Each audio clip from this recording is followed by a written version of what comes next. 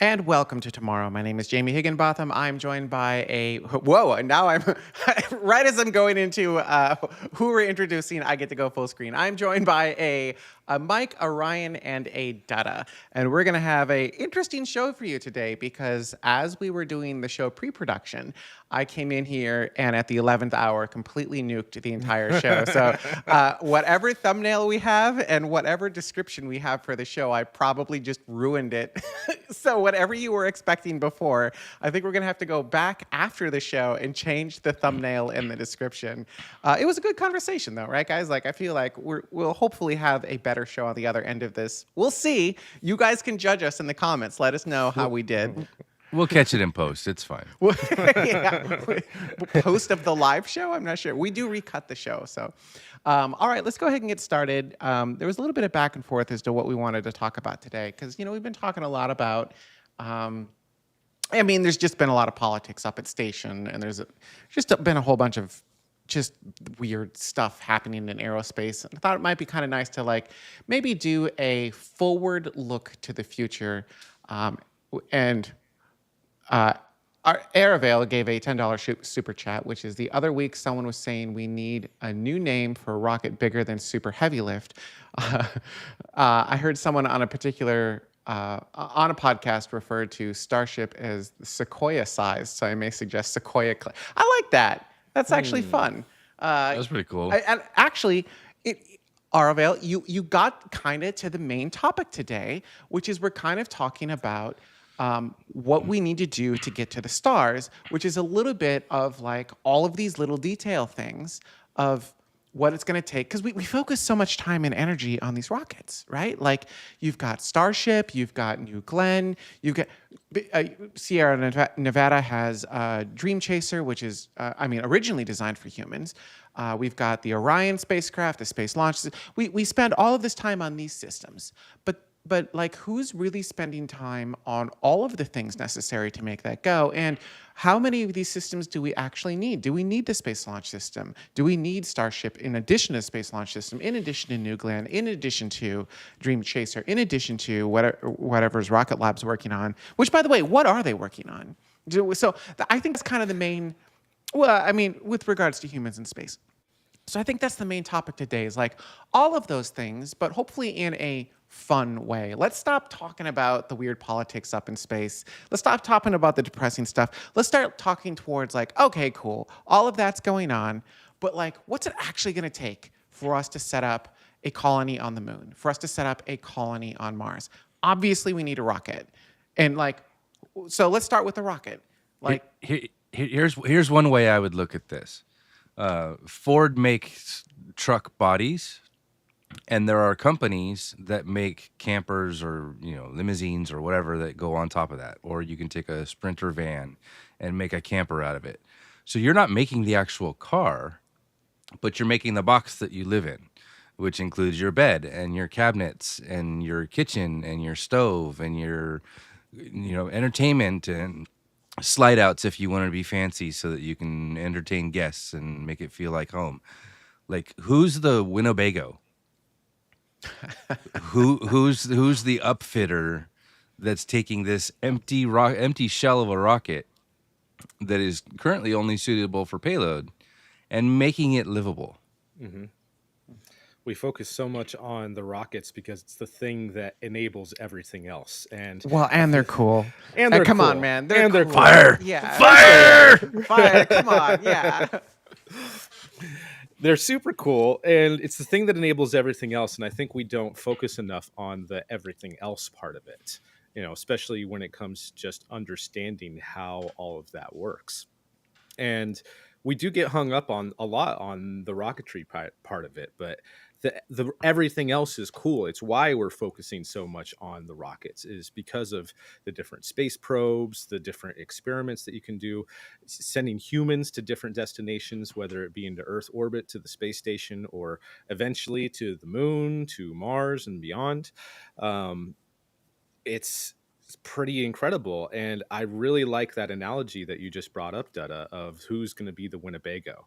we have, I think now, if enough of these companies can be successful to be a competitor to SpaceX and at least come close, attempt to get close to the type of cadence that SpaceX has in terms of how much they launch and how frequently they launch, then we can start doing some incredible things and companies can start emerging that are like those Winnebagos. And I think we're kind of already there. I think we're already in the early stages of that. Look at Impulse Space. They're having an upper stage and a whole bunch of satellite space tugs to move things around into interesting orbits, and that can just keep evolving. There's companies like Varda Space that is already doing crystal manufacturing and other types of manufacturing in orbit and returning that capsule just on a small little system that's not going to cost billions and billions of dollars, and that can just keep growing and be scaled up. So I think we're already kind of in the early stages of, there's enough of these rocket companies and enough launches happening that companies can start focusing on the campers with the kitchen and all the amenities that you would need in order to have a cool experience and a cool adventure. So I think it's really interesting, and I'm very much looking forward to a lot of these new companies that are coming out. I Do we think what's see? going to unlock this is power density, a power density shift. We currently only have giant solar arrays Hmm. or like RTGs to be able to develop enough power to be able to sustain life. And I think once you get somebody that is able to unlock that, where you can either exponentially increase the efficiency of solar arrays for the collection of electricity from the sun, or somebody that can take a lower grade of nuclear power and make that sufficient to sustain life, to be able to provide all of your lights and power and radio and communications and pumps for life support and things of that nature. Like all of that you're going to need to package that somehow and put that into a smaller container in order to be able to get it into orbit and get it in place, so that you don't have just a mission to deploy your power. Um, and then you can package that into smaller and smaller containers. Hmm. I mean, that brings up an interesting point of like power is going to be a problem, right? Like, do we need to look at should orgs be looking at something like Aldrin cyclers? The idea of having sorry, I'm trying to collect my thoughts here. So basically, rather than we do a lot of point to point, right? So from the Earth straight to the moon, from the Earth straight to Mars, from the Earth straight to where you're going. But that's not how we do a lot of actual transport, right? Like if you look at the airline industry, you can do point to point, but a lot of it is hub and spoke. Southwest. Yeah, yeah, right. So, well, Southwest does a lot of point to point, don't they? Yeah, Southwest is is the airline company that does point to point. Yeah. And that bit him in the butt. It was it last Christmas, 2 Christmases ago. But most of them do like a hub and spoke, right? Where you take a plane to a major airport, and then from there you go from your major airport to your minor destination. Why would space be any different? Why wouldn't we have space stations in orbit around Earth, Moon, Mars? You take your rocket from the surface of the Earth to to your space station orbiting Earth, right? And then from there, you take a transfer, an Aldrin cycler that goes from the Earth station to the Moon station, and those just go back and forth between those two bodies, and then from the Moon station down to the Moon. So you just have transit, if any of that makes sense. And then you would need to figure out how to power these stations for an extended amount of time. And I think if they're on orbit stationary things, much like space station we have today, maybe we can do solar. Although nuclear is not a bad option either. But we need someone to be able to open up nuclear in space, because right now it feels fairly closed off, except to governments. What if Yeah. we looked at power beaming? Because there's companies that are Mm. working on satellite power beaming, and they're more focused on beaming that power from satellites in orbit back down to Earth. But what if you did the opposite, and we're collecting and beaming that power towards an Aldrin cycler like that's just going back and forth between lunar and Earth orbit, or to commercial space stations or large manufacturing facilities that might get built in the future. It could kind of work both ways. Instead of just beaming power back to the surface of Earth, beaming power to these stations that are going to be very power hungry and need a whole bunch of that. So there could be a case for that by just angling the technology a different way, like we did with spy satellites and turning it into Hubble. Wait, what? I think it might have been the other way around, or I guess they were all at the same time, but we don't talk It was about all that. the same time. Why not? It's public. It's been declassified. Yeah, for those of you who don't know, Hubble started off as a spy satellite that was supposed to be looking at the ground, and they reconfigured it to be a space telescope. It's a lovely story. There are They some put glasses really on it. Yeah, there were some really interesting stories from like NASA folks where there was like, I forget who it was, but the gist of the story is they were doing some sort of interview and they showed a picture of Hubble and they're like, well, that's a picture of Hubble, but not my Hubble.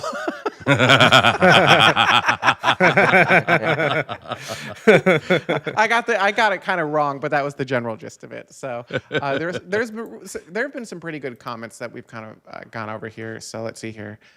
So Ika's had quite a few. So now is the time to throw everything at space and see what sticks. It's going to take me a minute to find some of these other ones, but yeah, basically, okay. So obviously rockets, right? We've got SpaceX building Starship. We've got Blue Origin building New Glenn and eventually New Armstrong. Maybe, has anyone heard anything about New Armstrong? Like they showed a 3D mock-up of it on a computer screen back in the day. And then has anyone heard anything else about New Armstrong since? Nope. I think I think that was the last time. At what point does New Glenn become so good that it just becomes New Armstrong? Like, is it just going to get absorbed? It's like, oh, New Armstrong, our future new massive rocket. Oh, we've accidentally put 2 more engines on New Glenn, and suddenly there's a 3rd stage, and now it has a reusable upper stage. Oh, we might as well now just call this New Armstrong. Oopsie daisies! Look where we've ended up. I mean, maybe, or maybe it just becomes an even bigger version of what they originally imagined, right? Because there's a point where you're just going to need to increase the diameter of the rocket to compensate for whatever you're trying to do. And so maybe that's what New Armstrong becomes, is something, they learned from New Glenn, and the New Armstrong becomes bigger, badder, and cooler because of it. A little bit like Falcon 9 Block 5 versus the Falcon Heavy that flew, right? Like, we're talking about SpaceX now, so I'm someone else tell that story if you know what the point that I'm trying to get to. Well, I mean, I think that just to kind of move ahead without you leaving, is that eventually they'll just try to build something that's bigger than Starship. I mean, I think it's just been a contest of how big we can be for quite a while now. Because I mean, the original New Glenn was supposed to be way, way smaller. It was going to be a lot closer towards the size of what Falcon 9 is today. And it just kept getting bigger in their designs. I wish they had gone with their original version just so that they could have some flights under their belt instead of keep redesigning it every couple of years. But whatever, not my company. So did New Glenn become New Armstrong? Like, Is it already New Armstrong? Kinda. Like when you look at the stuff from like 2010, 2011, 2012, what their plans are, the size of New Glenn now is pretty close to what their size estimates were for what New Armstrong would be in the future. So I don't even know if they are still planning on doing a New Armstrong. Be cool though, right? Like we all like bigger rockets, right? Bigger's better. All right, so you've got New Glenn, Starship. You've got the Space Launch System, although its future is kind of in question, right? Has anyone heard anything? Like, I know Boeing did the warn notices. Have we heard anything else? Or is it just kind of like we're just waiting for Jared to get sworn in? Possibly, because as of right now, they're still stacking the rocket. They've got the both of the solid rocket boosters are completely stacked now because of the different segments. The core has arrived at the Cape, and that's going to start getting integrated soon. And the upper stage, the of SLS has also arrived, and they're also have integrated Orion with its service module, and that's going to get shipped out soon. So all the pieces are still stacking towards the Artemis 2 flight, which if there's no other problems, will probably still happen regardless of whether or not Jared Isaacman gets confirmed as NASA administrator. But that's the way that they're operating right now until they're told otherwise. So there's three. Like, I guess we'll call it actually four realistically, right? You got Falcon Heavy as well. What am I missing? There've got to be more. I'm sure there are more. And aside from paper rockets, that's all I can think of out of the United States. So we've got a pretty good arsenal of rockets that can send us up. And I think I think everyone on the show has said for a really long time, I can't read, SLS. Everyone has said on the show for a pretty long time that more is better, right? Because you never know what's going to succeed. You never know what's going to have problems. They used to call it assured access Vulcan. to space. We forgot Vulcan. Oh, Vulcan. Yeah. Vulcan. That's a good one. Long March 9. Yeah. So we've got a handful. Vulcan. We might have an entire show on Vulcan. That's a weird one. So even though they're using solid rocket boosters with their largest configuration, they can still put a pretty decent amount of weight into orbit, at least enough to help accommodate the commercial space stations and, even launch hardware towards the moon. I mean, the very first flight of Vulcan was going to launch a moon lander. Unfortunately, the moon lander itself had problems, but the rocket performed exactly as it was supposed to. So they're already capable of sending medium-ish to largest moon landers already. But will they? Thank you for becoming a member, Johnny Mahoney. Yeah, thank you, Johnny Mahoney. Thank you. And then, will they? Like, is ULA in it for actually getting humanity to the stars, or are they just in it for whatever the DoD wants this week, and then they're done? Honestly, I think it's both.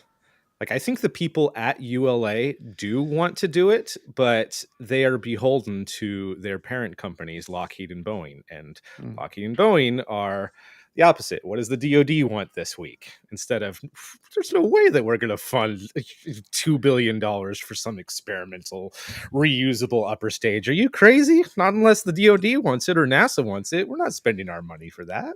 There's some Little Mermaid there. I want to be where the money is.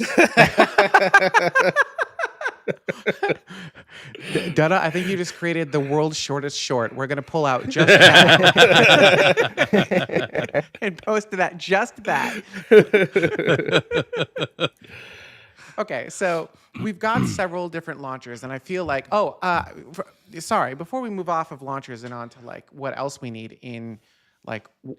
to go to Moon, Mars, and beyond. The laboratory, Rocket Lab. So Peter Beck hinted at sending giant ugly bags of mostly water up to space. You're welcome, Star Trek nerds. Not that long ago. I'm sorry? He even ate a hat about it. Yeah, he did. Well, he ate a hat about not doing reusability, right? That was the hat eating. Part of it was the meat puppets as well. So meat puppets.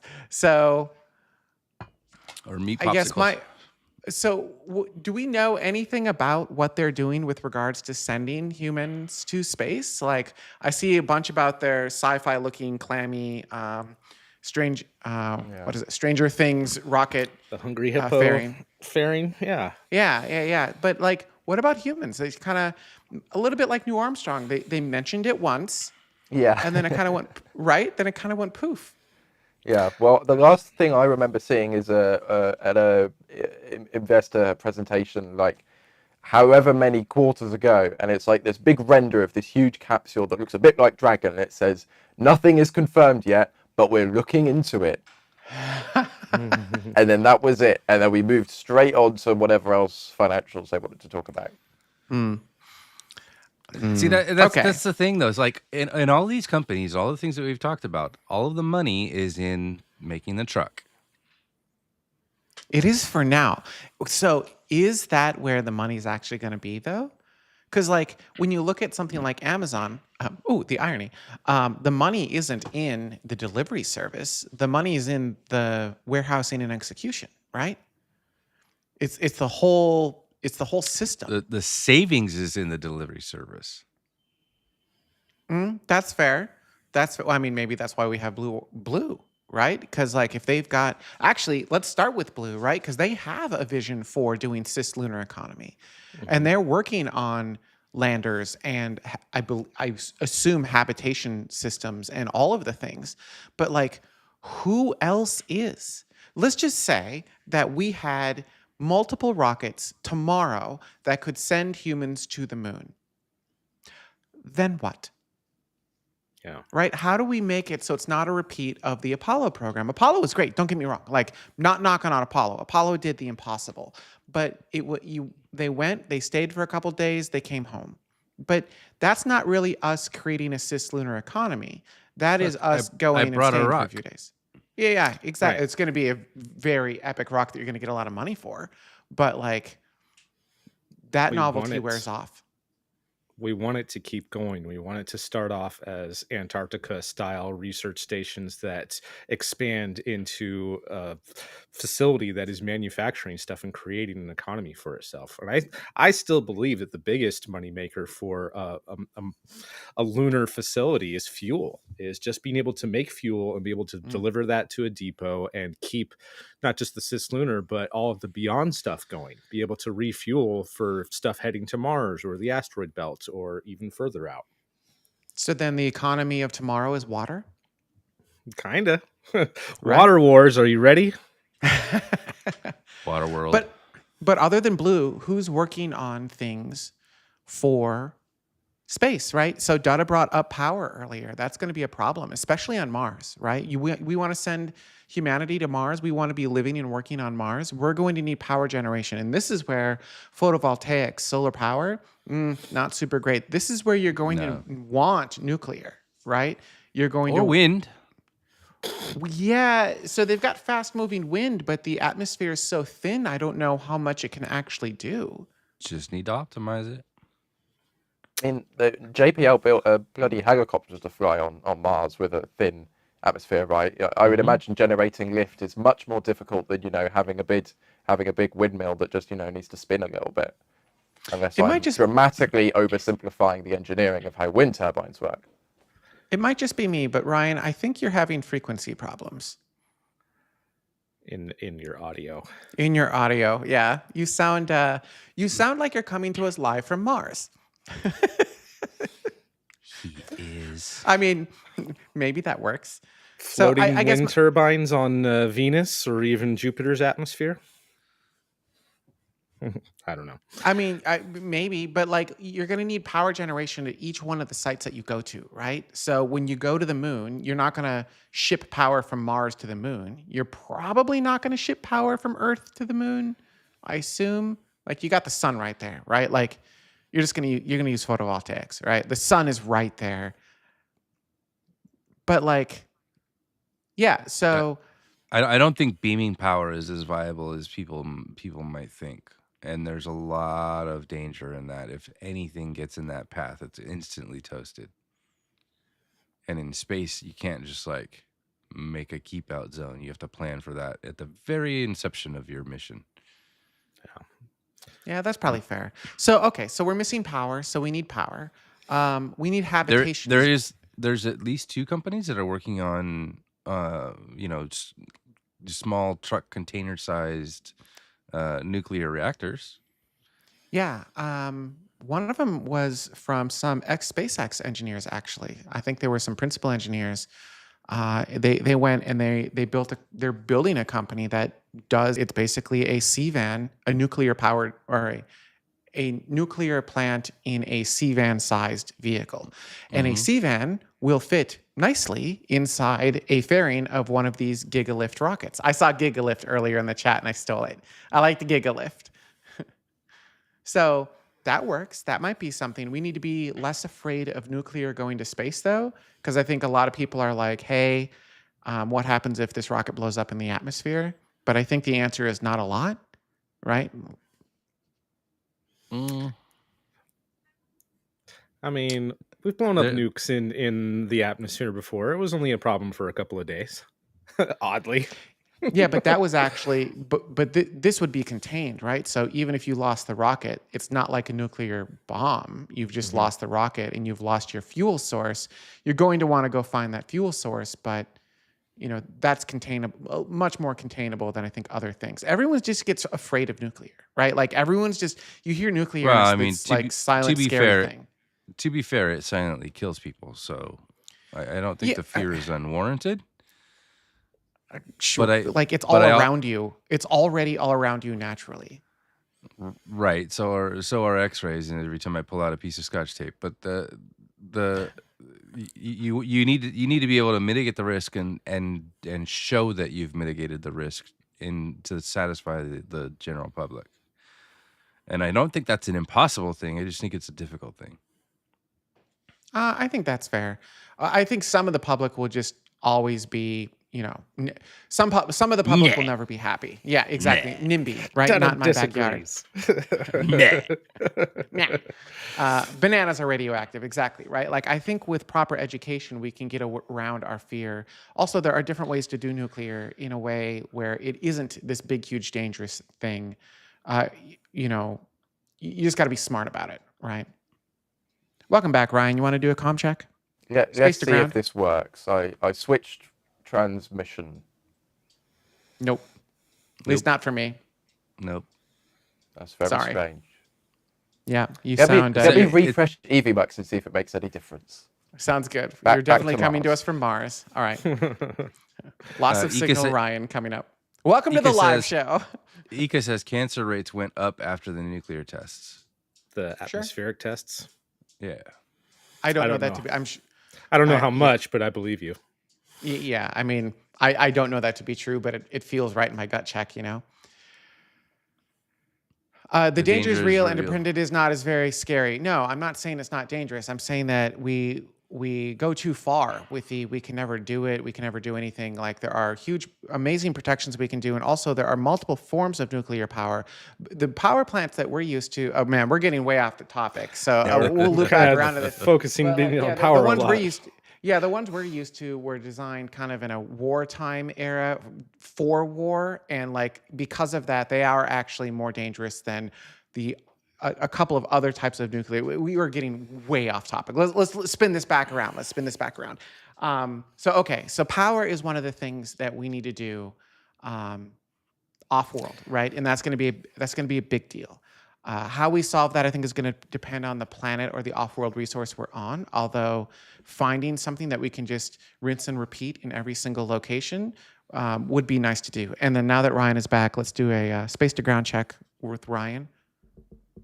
How's that? Nope. Same. Sorry. All right, it's fine. We'll deal with it. I'll just sit in the corner for an hour. It's fine. So normal. Okay, so power is one thing. What about habitation? Like, I think Blue is working on something. Vast. There's a little known Vast. company called Paragon that has been working on life support systems for quite some time and are a subcontractor for a lot of different companies. Some just for studies for their lunar landers and potential capsules. And they've done a lot of work with NASA in the past, but I'm just using them as an example. I don't know of anything because I think that they threw in their lot with the Dianetics team for their lunar lander, which didn't get selected by NASA, but still could get picked up by a commercial partner. I'm just using this Paragon company as an example of they hyper focus in on the life support, generating oxygen, generating water, recycling systems to recycle waste, because this is about humanity. It's not just about putting out the space probes. This is about getting humanity to the stars. So we're going to need air, we're going to need water, and we're going to need to get rid of our waste, because unfortunately these meat bags produce waste. So we need a good way to be able Gross. to I know the part though that nobody likes to talk about, but we have to. I love the water recycling types of systems, and if we can find other ways to get rid of our solid waste and tie that in somehow, hopefully, towards growing food, because we're going to need food to produce more waste, and having ways for things to be completely independent. The goal will be that whether it's a colony on the moon, a colony on Mars, a colony on one of the moons of Jupiter or Saturn, they need to be completely independent at some point, because otherwise the cost is just way too high to keep sending supplies and essentials from Earth or from somewhere else in the far future that has a large manufacturing base. So I think that that's going to be the biggest thing. Like that's number one on my mind after rockets of, okay, how can we turn things into becoming independent, for however big of a size. If it is just a small lunar base, Antarctica size research base, it needs to be able to support 12 people without constantly getting shipments from Earth to support those people and keep them alive. I've got a question that I haven't seen a whole lot of people think about. For how big of a population is a closed loop system viable? Well, I mean, Earth, so billions of people. When you think about it, right? Earth is a closed loop system. It is a closed loop system, but the supplies are in such abundance. For example, water recycling. There's a whole process that happens before anything that I excrete is consumed by anybody else, for purification, for to kill off disease. Like there's a process, and it takes a long time. Yes, we're drinking dinosaur pee, but it's been a while.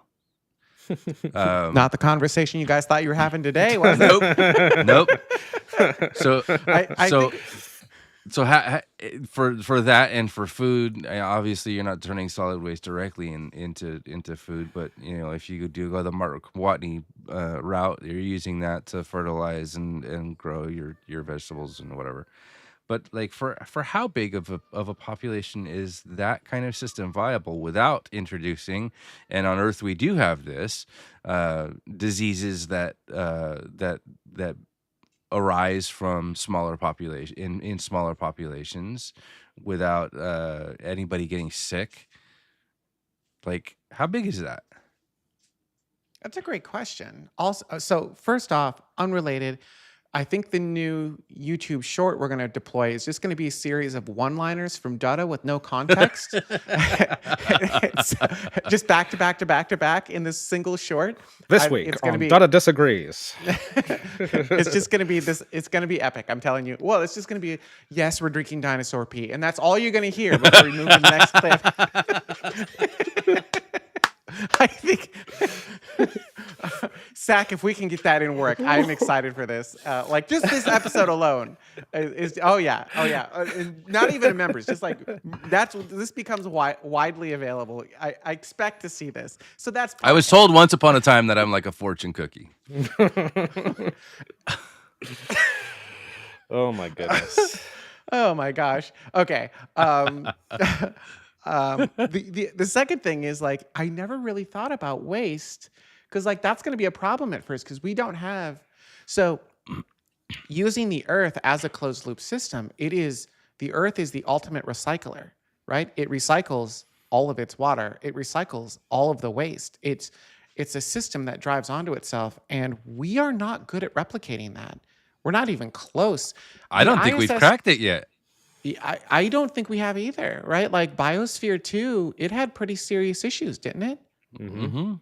Yeah, everyone just, but none of us remember what they were. But for example, not simulating wind, and all the trees died because they didn't have the normal resistance that they normally get in nature, and so they grew really weak and literally collapsed under their own weight because they didn't have any resistance to build their strength up. Just one example of things that we didn't think about before starting that experiment. The second time they did it around and had a whole bunch of fans, the trees grew perfectly fine, but then there was other problems. But still. And not only do you need to do this, so what happens is you actually shear the fibers that are growing inside of the tree, and then they make new bonds that are then flexible in order to be able to withstand movement. And not only do you have to do that, you have to do it correctly, because if you make the tree too rigid, and it's only going to be develop those bonds in a couple of places, and you have to figure out what the increment, like is it a third of the way up, and you have to change that as it grows so that you can make strong, durable, dense wood trees. And if it's something like a fruit bearing tree, you don't want to go overboard, because then it's going to be so focused on being strong that it's not going to be producing the fruit that you need. Right. So very, very delicate balanced system. And I think there's going to be a lot of trial and error, and we've only just begun. I mean, they've only got a tiny box on the International Space Station that they occasionally grow lettuce and different herbs in. Like, we've only just started. We haven't even really tried. And I think the next biggest thing is going to be gravity. Bases are going to be great for the getting started, but eventually, if we're going to want people to expand out into space, I think the future really is going to be something like O'Neill cylinders or something like that, of a massive station that isn't on the surface of Mars or one of the moons of Jupiter, but its own self-contained system that is generating gravity so that our bodies and our circadian rhythm and our genetics behave the way that they are programmed to behave as we grow. So I think that that's going to be the ultimate future, is having all of these O'Neill cylinders all over the place. And if we go with that sort of method, then we can settle anywhere. If we ever do unlock some sort of warp drive interstellar technology, we could set up one of these things in orbit of the Alpha Centauri system and not need to have a habitable planet that is terraformed and has all these resources, because we figured out how to have a self-contained system. And yes, it takes a lot of resources to get it started, but once the process is going, it's as close as we can possibly get to a self-replicating system, which, again, we don't know. We don't know what we don't know yet to be able to achieve that, but I think we should try. The other advantage of that, Mike, is it's replicatable, not self-replicatable. It's replicatable, which anytime you go to if you go to the moon and you build something there, that's going to be very different than what you build on Mars, which is going to be very different than what you build on Enceladus. But an O'Neill cylinder is the same Z's. You just build it over these areas that you want to go visit, and then you just send pods down, down to the surface, do whatever you want to do, and then go back up to your O'Neill cylinder. Sorry, Dad, I cut you off. Yeah, bring that comment back.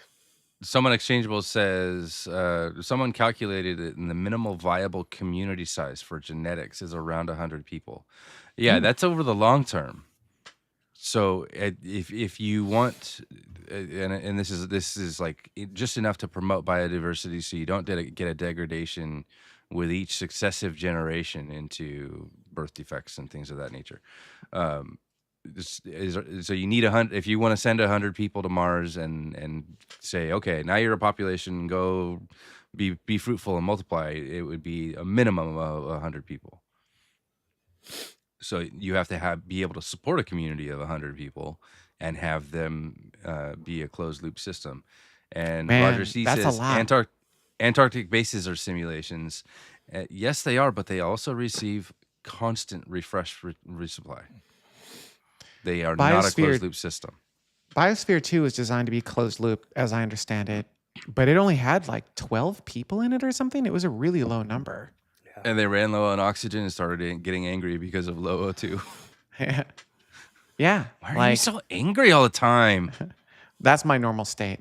Dada and I like to clash, but we do it for fun. Yes. So, okay. In Space Mike, that was something I hadn't really thought of before. And I think you're totally right, which is, an O'Neill cylinder makes a lot more sense because we can control the gravity. We have total control over everything. And once we learn how to do one of them, now we know how to do all of them, as opposed to, as I was mentioning earlier, once you learn how to be on the moon, you've not learned how to be on Mars. Totally different gravity environment, totally different soil. Everything's different, right?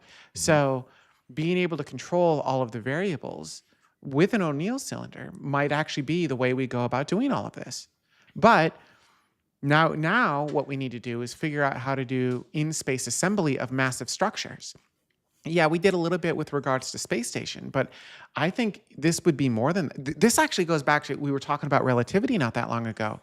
Now imagine, instead of them using 3D printing to build a rocket, they use 3D printing to build an on-orbit O'Neill cylinder, or you basically, it almost becomes like a dumb von Neumann probe, where it's not a von Neumann probe would be a you basically put raw materials in and it can self-replicate. It can build anything out, right? And go and build whatever it needs in the universe.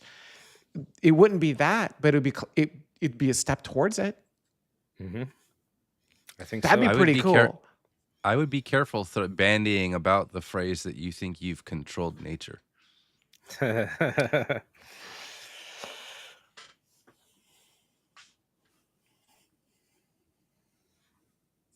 I don't think we're saying we're controlling nature. I think I'm saying you can't control nature, and to get around that, you build an O'Neill cylinder. We are only a part of nature, and part of this would be bringing nature with us that we need in order to survive. Having enough water, having enough oxygen, having enough plants to be able to produce stuff.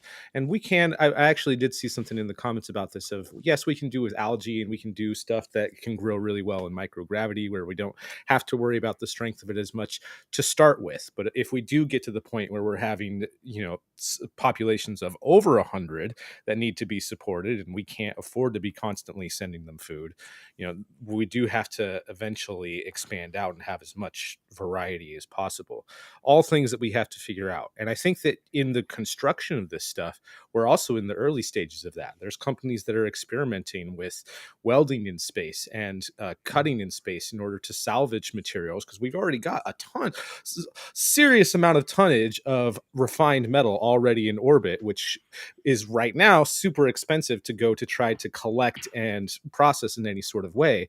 And if we can figure out how to not create a whole dust cloud in the process of doing that, then that can move forward. But I think that we are getting really, really close to that. I think you basically just ingest and smelt the entire satellite and then use centrifugal force to separate out its materials. Like, how do you cut? How do you with a mini O'Neill cylinder, perhaps? Actually, Dave Avery has a really great question, which you kind of hinted on, which is where do you get the raw materials for an O'Neill cylinder? I mean, the building blocks for everything we have are out in the universe, right? Like, the current theory is life originated out there and came here, and most things you see here exist out there. We just got to find them. But like, yeah, I mean, asteroids, we can break down asteroids. Yeah, just one metal-rich asteroid has more iron in it than we've my entire history. This is the thing I was kind of trying to get at with regards to relativity, is that like they're building a rocket. Okay, cool. But like we've got so many rockets right now, and not all of them will succeed, but even if one of them does, the thing that no one is working on is this right here, the ability to 3D print a entire hab or an O'Neill cylinder or something like that in space. Well, we're going to need some clear aluminum too, so that you have windows, right? Because all the pictures of the O'Neill cylinders, they're like mostly glass on one side, right? And I'm like, well, that ain't happening. Yeah. just got to talk to Scotty. Hello, computer. So you want to do this the old-fashioned way, huh? Dada, you just keep giving us more lines for the short. Yeah, I mean, I'm curious to know, unless you guys... I'm with you. I think that most of it would be stuff that we extract from space. We would have to get started by sending raw materials from Earth just to prove that it can be done, and then get the raw materials from space. It's like a sourdough yeast. Yeah, you need a starter. And that's the same thing with all of this stuff that we're talking about. You need a starter. Here's a starter supply of water. Here's a starter supply. Here's a seed bank for different plants. Donna is now trying to generate one-liners that he knows will go into the short. He's looking for just like these weird one-lines that he can say with no context whatsoever. That's my superpower. Oh, yes. Man. Yes, exactly. All right. I think I hopefully you guys had a fun conversation here. I'm curious to know what you think. Like, there's a second part to this. Actually, I think that's our next topic. I think our next topic drives into this really nicely. which is basically I forgot exactly how we worded it, but do you need government money? Effectively, do you still need government money to do all this fun stuff? But then I think we can maybe expand that into like, okay, this sounds really cool, right? Like building O'Neill cylinders, awesome. Mining asteroids, awesome. I feel like everyone who watches tomorrow, we're probably on board with this, right? We've got some rockets. The first phase of this is already in work. Then the question becomes, okay, what do we need to do to make this actually viable? So before we get into that, I think let's allow Ryan to do a Mars to Earth poll here. Like, let's do a awkward transition into, actually, who made this? Was it Space Mike or was it Ryan? I made the poll, but Ryan came up with the questions. Okay, cool. So Ryan, I've tried really hard not to Google it to make sure. Yeah, that is the rule. You can't Google it. So let's go into our first poll. And remember, we're keeping track of all of this. We'll sit awkwardly while we wait for the poll. There we go. I'm going to do this really realistically and remain silent for the next 7 minutes whilst I wait for your communications to reach. So You've heard of the 7. Actually, oh my God, Ryan, that would have been hilarious. You should have just like acted like you were frozen, and then exactly 7 minutes from now, start going over what the poll. So let's take a look at what the poll has to say. We have what day did Starliner's crewed flight test launch? We have June 4th, June 5th, June 6th, and June 7th. 4th, #4th, #5th, #6th, #7. This is obviously 2024, not 2025. Crewed flight test. Okay. Chat room. Yeah, crew flight test. I actually legitimately have no idea. Crew flight test of Starliner. Chat room, you had 30 seconds from the moment that music started, which means you probably have like 28 more seconds because the music's way too long. So, and remember, chat room, you are globally playing against all of the hosts. So whatever answer you guys get, that is what you as a collective chat room will have. And as of the music ending, it was, June 6th. That was your answer, June 6th. All right, Space Mike, what do you think? Gosh. I wish I could remember the day. I'm going with the chat room on this one and going with June 6th. I actually don't know. I don't know either. I don't remember it being an even day. That's going to sound dumb. I think it's the 5th. #5th. I'm going to say the 5th. Dada? I said June 6th. Oh, okay. I don't know why that stuck out in my head, but that's what yeah. None of us remember. This is a great question, Ryan. All right. Let us know. Did Dada get it right? So I think this is a historic day because the only person who got this question right is Jamie with June 5th. It launched at 14:52 and 15 seconds UTC, which means it's June 5th, both Eastern and Universal. It's June 5th across the board. So wherever these people got June 6th from, I don't know, but you're incredibly incorrect. You heard my entire... I will be blunt. I legitimately did not know that, and I was guessing. I was totally guessing. I just, in my bones, I didn't feel like it was an even day. So 4 and 6 were out, and then here's how I got there. 5th was the second most popular answer. So between it was between 5 and 7 for me. Thank you. Good job. Well done. Thank you. Yeah, I could not. It's great to be right. It's great to be right. All right, moving right along. Continuing our conversation. That was a good question. Thank you, Ryan. I do think, man, I think a game show, a space game show. Would you guys like that? Like the whole show is a game show. We got to figure out the mechanics of that. Ika, I guess. We need to do a space version of Who Wants to Be a Millionaire, and we have, Elon Musk, Jeff Bezos, because, we all know the fastest way to become a millionaire in aerospace is to start a billionaire. Just be a billionaire. That's funny. That is funny. So, the main topic for this portion is commercial space economy, which I think feeds into the last topic a little bit of like, what's it going to take to do these things, right? We need the rockets, then we need power, which is something I keep forgetting about, but Dutta was like, remember power, because power drives all of the things, and then you need environmental. That's what keeps the giant ugly bags, mostly water, alive. and then you need self-contained recycling. Like you need a what am I trying to say? Self-sufficient, all of the things, right? And Closed then loop system. Closed loop, closed loop independent system. Thank you. Yeah.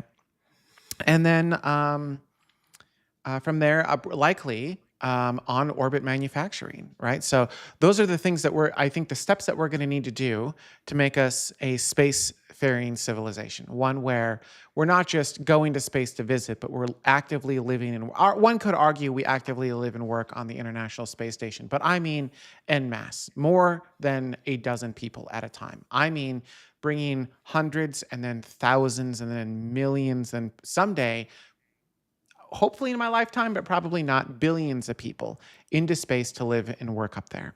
So I think those make sense for those steps. But then the question is, what do we need to do to make it commercially viable? So I guess the first part of this question is right now, is it commercially viable? Right? Like a lot of this is funded by government. Yeah. Right now, So not really. I see two ways that this can go. The first is government just funds it, either by grants or in partial funding or whatever, with the participating companies having some hope of finding some capital stream that they can utilize from space. But still, it would be Earth people paying for, space resources, sort of thing. And the other way is actually three ways. The other way is companies finding enough of an incentive to be able to invest, to be able to go and get the resources, like Avatar, sort of, where there's something that you just can't get, there's something that you just can't do on Earth, and so the only way to do that is to be able to enslave a bunch of people to go work and grind in your mine to be able to return those resources to the Earth. And the third way is harking back to kind of the 30s and 40s, or even the westward expansion, where somebody determines that this space, this area, this locale is going to be the optimal place to create a civilization. There was a handful of people, like Zizek's Road in Southern California, for example, was supposed to be kind of a perfect community sort of thing, where somebody purchased a bunch of land and set up a community and built all the houses and was trying to invite people to create a community out in the middle of nowhere. And if you can find enough people to be able to do that are interested in dropping everything that they've ever known behind and going and creating this humanity in a different location, then maybe there's a little bit of money in it for you. I almost think that two of those require government and require government funding, and the third at least will need some sort of government regulation. So I'm not really sure you can actually get government out of it entirely. Yeah, I think, you're going to want limited regulation up front, right? So like, I don't know that goes away, just to make sure that you're not doing stupid things. But Well, outside yeah, of that, I think the conversation is less like, do you need any government, and more like purely the financial side of it. Yeah, regulation is slow to catch up to new technology. So I expect there's going to be a little bit of lawlessness initially, and then people will figure out what needs to not be done, and they will regulate against that. So really what you're saying is we need to find unobtainium Yeah. somewhere. Yeah. Yeah. That's okay. Just checking. Mm-hmm. Also, Avatar, that was not a movie reference I thought we were going to okay. Okay, so the chat room's generally saying like, yeah, for now, it sounds like a lot of until we get space mining working, government funding is likely going to be required. Ryan, what do you think? The optimist in me really, really wants the commercial industry to be able to sustain itself. And part of that is, pushing me on to say, everything will be fine. Everything is wonderful. We're all, happy rainbows. Everyone's smiling. Nothing terrible will ever happen in this world. But on the other hand, the realist in me is like, the only reason we're all here is because NASA and lesser so, ESA, JAXA, Roscosmos are pushing investment. It's which side of my brain do I want to follow? It's an existential crisis I'm currently within. I don't know which way to go. I genuinely don't know which way to go. I really hope that the industry can push itself onwards. I think, in a few years maybe we will reach that point. I think SpaceX probably has somewhat reached that point with the launch side of the business. But there's still, huge big dollar contracts coming in for Starship HLS, commercial crew, commercial cargo. I think maybe the bigger companies will be able to achieve that sooner than later. The smaller companies, I think that government assistance is still going to be quite important for at least the next decade, in my opinion, as those, the cislunar economy really starts to get going, independently of government. Is there, I mean, I feel like we're all kind of like poo-poo on government, but like, is it actually bad for government to be investing here? Like, what is the problem if government is a major contributor to bringing around a next generation economy? I think the fear more than anything is that we'll have another situation like the end of the 60s, start of the 70s, where government will just go, not interested anymore, and slashes all funding, and then suddenly you have an entire industry that has been built up, left with nothing to do because suddenly all of the funding has dried up. Like I don't think government being a customer is a bad thing. I think that's a good thing. But having government as your majority customer, I think that could be a bad thing, because if you lose that money, then you're screwed. Mm-hmm. Well, another way to your commitment from government is only going to go as far as the interest of the will of the people. I feel like another way to look at this might be the airline industry, at least here in the United States, right?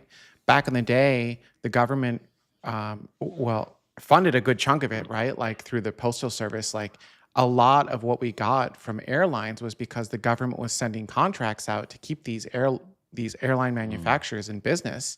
Mm-hmm. And then once things started to take off and people started to get used to flying, the government had pretty strict regulations, and they would come in and like prop up these companies to keep them going until they became commercially viable. And then they left for the most part. I mean, there's still lots of regulations and whatnot, but they no longer restricted the price of tickets. They didn't really help these companies anymore. But arguably, airline travel is thriving. And There's still a lot of government contracting that goes on that does help prop up ticket sales and stuff like that. Like the government paying for airlines to carry military deceased back from war zones, or transport veterans.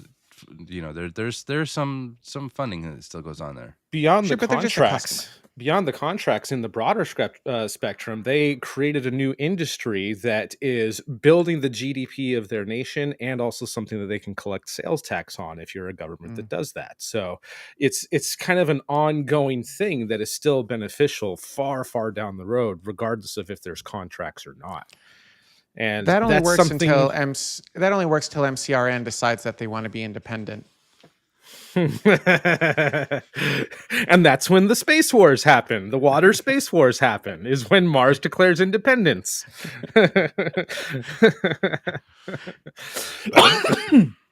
But I don't think that the return, that economy, that thing that you could collect sales tax on far into the future hasn't become readily apparent yet.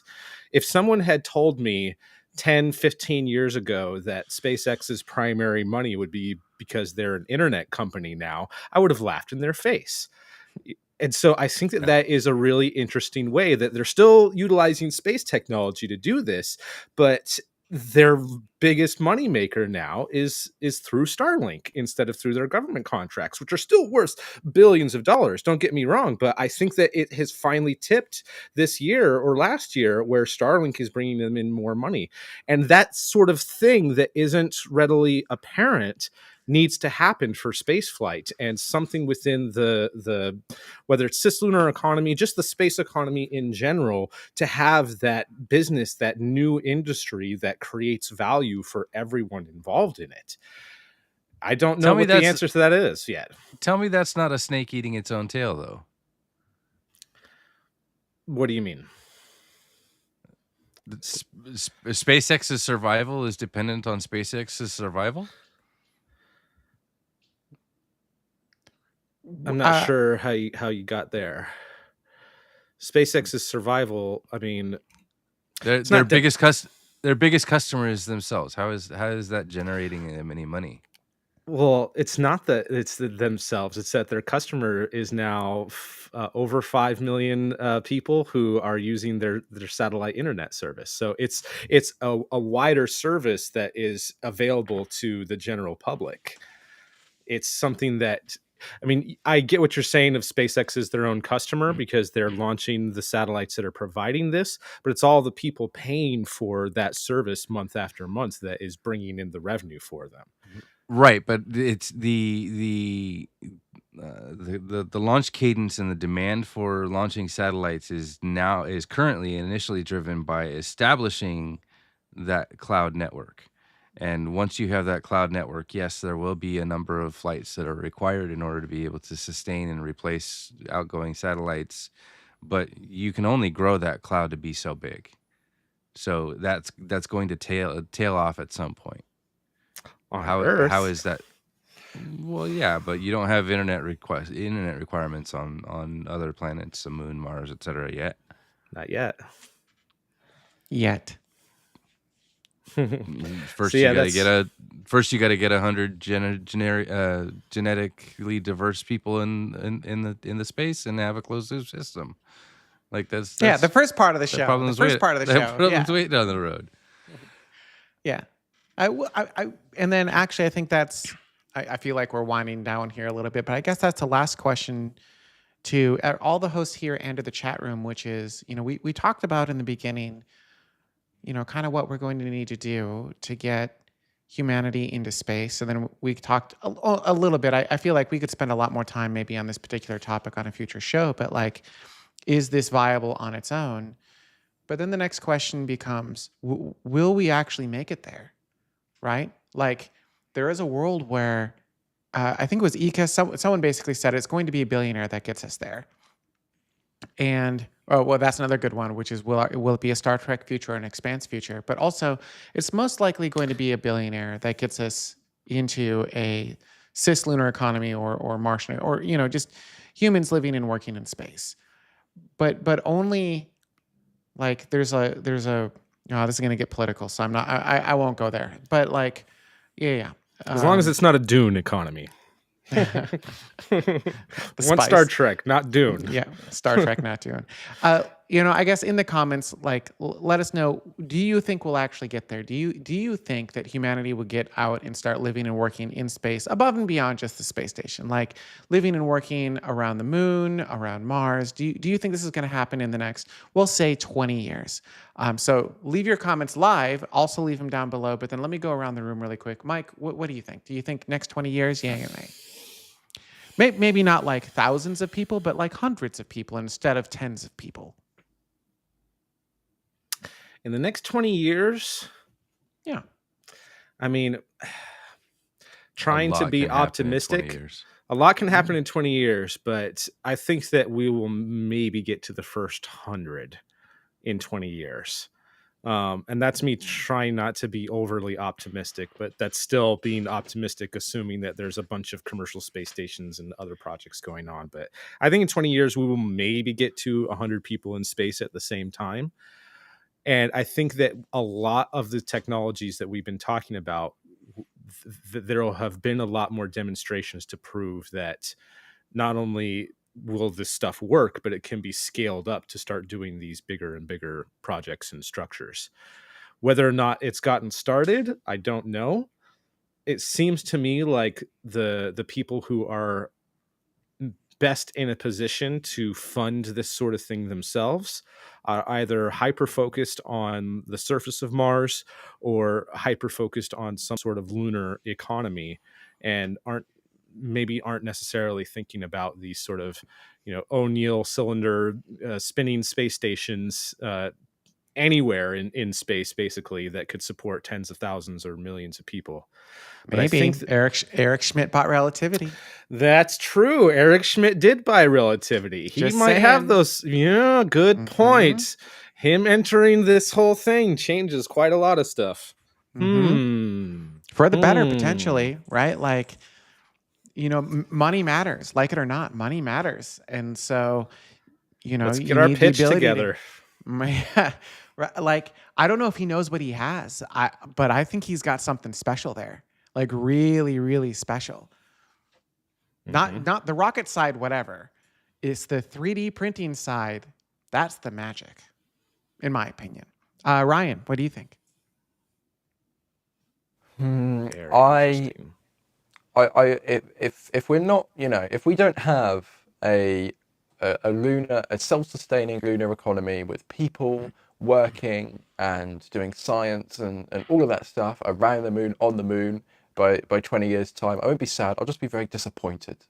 I would be, honestly, if at the direction that we are going now, with the acceleration at the speed that we have, with the technology currently available. I mean, just look how far we've come in the last 10 years, and then just try project that into the future. I think we're going to be definitely working on the moon, and with a significant number of people within that economy on and around the moon in 20 years' time. Mars, I think people will be on their way at least, but I'm not sure whether it would be I think self-sustaining is that key thing, and I don't think 20 years is enough time. I think it needs a little bit more time to ferment, should we say. And then Dada, how about you? I'm going to go uncharacteristically optimistic and dark at the same time. In the next 20 years, I think we will have had 100 people in some sort of environment where they are trying to be self-sustaining. I think they will all die. And then I think we will try again with a greater number and then succeed and correct our failures. Wow. All right. I think on that note, I think we'll wrap the show here. Having said that, there is one more poll. Normally we'd have 3 topics. Do you guys want to do the other poll? Let's do the other poll. Like, let's end this. Yeah, why not? For funsies. Yeah, for funsies. Let's end this on a game here, shall we? There we go. Right. Okay. So, how many rookies, these are people who have never flown to space before, are currently on board the International Space Station? Is it 0, 1, 2, or 3? Answer #0, #1. You get the point. There you go. All right, chat room, you've got 30 seconds.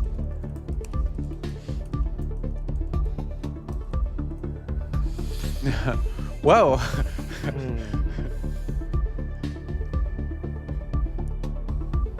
The chat room is very... I actually don't know the answer to this one either. Although I feel like I'm going to cheat. Chat room becoming more diverse. Yeah, apparently. I wonder if I should do... I wonder if I should... Because I feel like the chat room is pretty strongly saying 2. Yeah, so chat room has chosen 2. Hashtag not a clue. Yeah, me too. It jumped up there too. All right, Space Mike, what do you think?